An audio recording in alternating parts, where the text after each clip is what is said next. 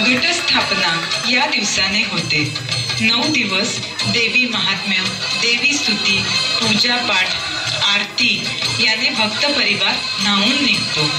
3.5 शक्तिपीठ तर गजबजून जातात।